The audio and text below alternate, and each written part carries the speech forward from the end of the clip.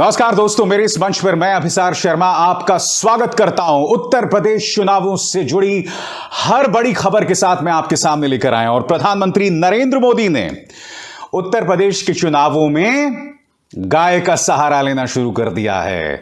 मगर गाय का सहारा लेने से पहले प्रधानमंत्री नरेंद्र मोदी को अखिलेश यादव और कांग्रेस नेता प्रियंका गांधी वाड्रा के इन सवालों का जवाब देना होगा, जो मैं अभी कुछ देर बाद आपको बताऊंगा। मगर सबसे पहले मैं आपको बतलाना चाहूंगा कि प्रधानमंत्री नरेंद्र मोदी ने कल बनारस में गाय के मुद्दे पर कहा क्या, आपकी स्क्रीन पर।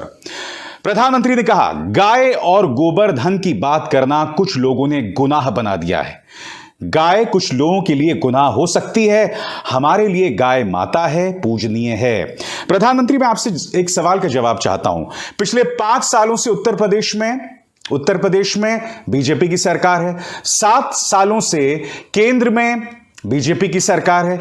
क्या आप मुझे बतलाने का प्रयास करेंगे, आजाद भारत के इतिहास में गायों की ऐसी दुर्दशा कभी रही है कि गाय जो है वो सड़कों पर घूमने को मजबूर है, वो खेतों में जाके किसानों की जो फसल है उसे खा रही हो?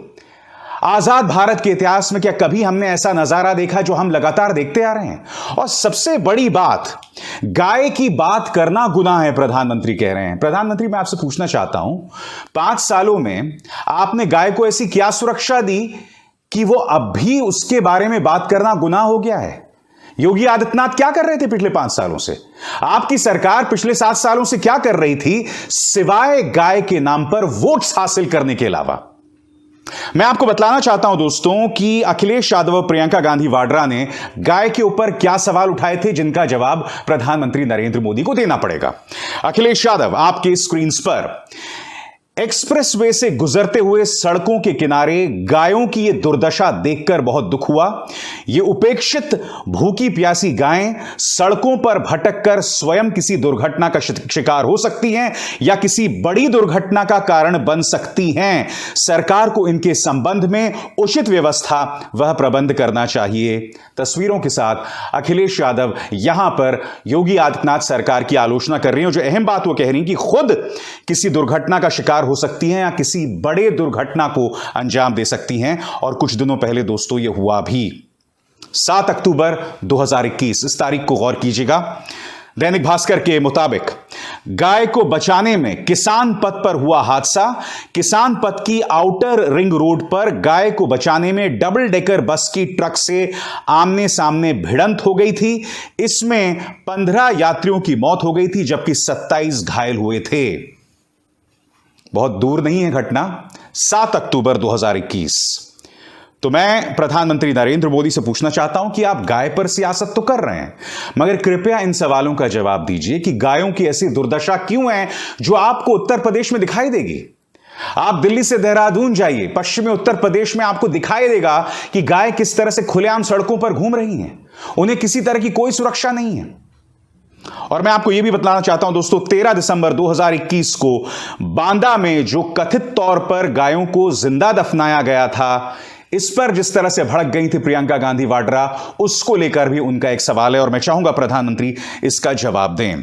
प्रियंका गांधी वाड्रा क्या कह रही हैं आपके स्क्रीन पर। मुख्यमंत्री आदित्यनाथ जी, आपकी सरकार के प्रशासन ने बांदा में सैकड़ों जिंदा गायों को दफना दिया। आपकी सरकार में गौशालाओं में गौ माता क्रूरता व अमानवीयता का शिकार हैं। मोदी जी, आज आप उत्तर प्रदेश में हैं, क्या आप गौशालाओं की दुर्दशा पर उत्तर प्रदेश सरकार से जवाबदेही मांगेंगे? इन सवालों के जवाब नहीं मिलने वाले हैं दोस्तों, क्योंकि इन सवालों के जवाब देने पर भारतीय जनता पार्टी की पोल खुल जाती है। मैं एक सीधा सा सवाल पूछना चाहता हूं, अगर गाय बीजेपी के लिए इतनी पूजनीय है तो गोवा में जहां बीजेपी की सरकार है, वहां पर गाय का कत्ल क्यों होता है? गाय को क्यों काटा जाता है खाने के लिए? केरला में आपके अपने नेता कहते हैं कि अगर हम केरल में सत्ता में आ गए तो हाई क्वालिटी बीफ देंगे। पूर्वोत्तर में जहां जहां आपकी सरकार है, वहां पर जो है बाकायदा गौ मांस परोसा जाता है। ये दोहरे मापदंड क्यों, मुझे बताइए ना। ऐसे कैसे हो सकता है कि उत्तर प्रदेश की गाय तो मेरी माता है, मगर गोवा की गाय वो मेरी माता नहीं है? ये क्या प्रदेश प्रदेश में जाके गाय का फर्क हो जाता है जी? बताइए। दोस्तों, मैं आपको बतलाना चाहूंगा कि गाय को लेकर प्रधानमंत्री नरेंद्र मोदी खुद सियासत करते हैं। उन्होंने गाय का राग छेड़ दिया, मगर मैं आपको बतलाना चाहूंगा कि 5 साल पहले 11 जुलाई को गुजरात के ऊना में एक घटना हुई थी। ये तस्वीरें याद है आपको, जब दलितों को बेरहमी से मारा गया था। वो दलित बेचारे सिर्फ अपना काम कर रहे थे। मृत गाय पड़ी हुई थी, वो सिर्फ उनका जो चमड़ा है उसको निकाल के उसे बेच रहे थे, या उस गाय के कंकाल का जो है वो इलाज कर रहे थे।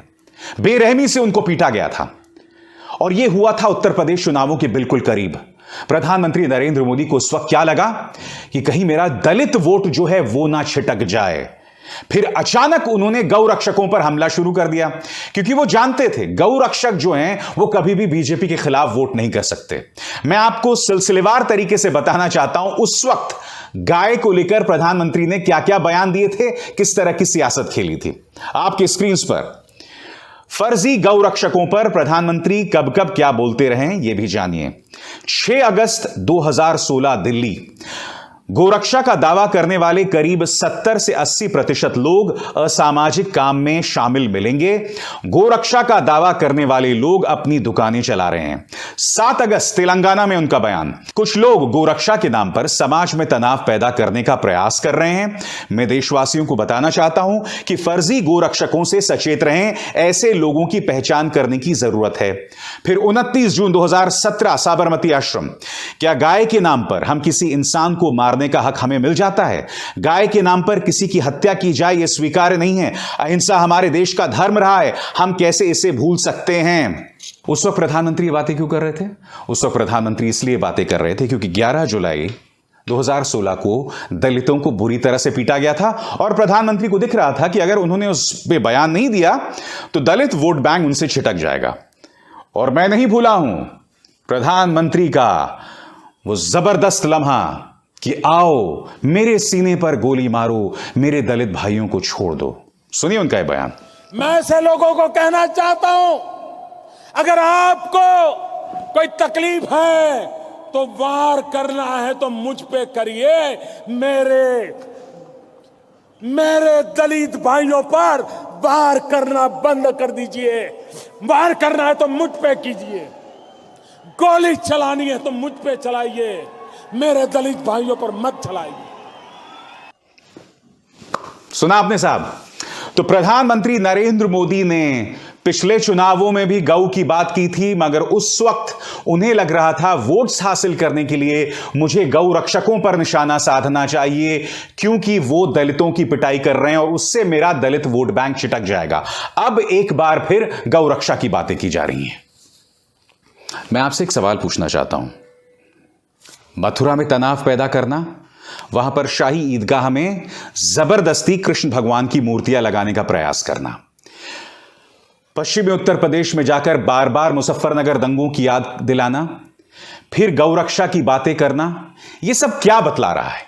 यह सब यही बतला रहा है कि भारतीय जनता पार्टी एक खास अंदाज में चुनाव जीतना चाहती है।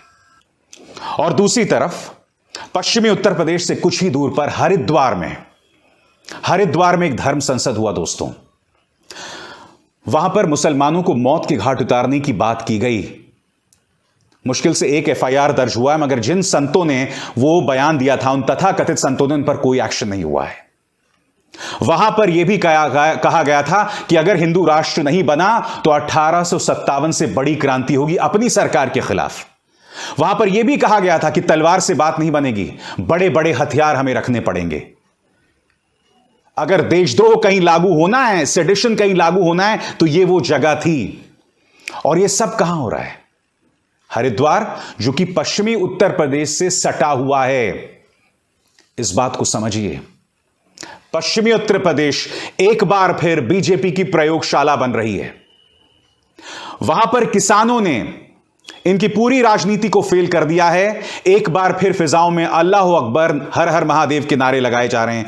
बीजेपी भरपूर प्रयास कर रही है कि हरिद्वार के बहाने, मथुरा के बहाने, शाकुंभरी विश्वविद्यालय में दंगों की याद दिलाने के बहाने पश्चिमी उत्तर प्रदेश में फिर से खेला किया जाए। मगर यह तो जनता फैसला करेगी कि बीजेपी का खेला होगा या फिर, जैसे कि अखिलेश यादव कहते हैं, खदेड़ा होबे।